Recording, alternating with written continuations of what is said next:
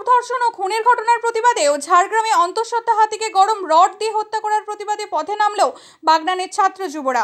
22 August বৃহস্পতিবার Bagnan library মোড় থেকে দুটি ঘটনার সাথে যুক্ত অপরাধীদের কঠোরতম শাস্তির দাবি জানিয়ে এই মিছিল শুরু হয় এবং সমগ্র বাগনান এলাকা মোমবাতি হাতে পরিক্রমা করে পুনরায় লাইব্রেরি মোড়ে এসে তিলোত্তমার আত্মার শান্তি কামনায় ও মা হাতি আত্মার শান্তি কামনায় নীরবতা পালনের মধ্য দিয়ে মিছিল সমাপ্ত হয়।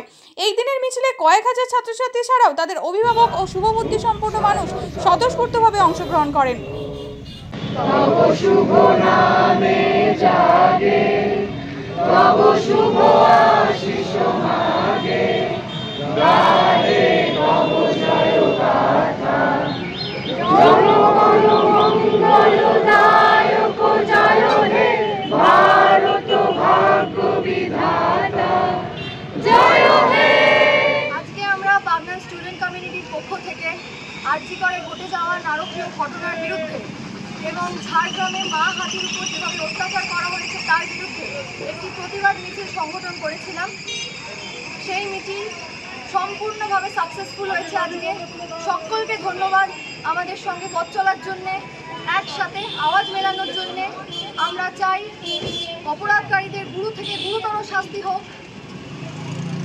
ধন্যবাদ।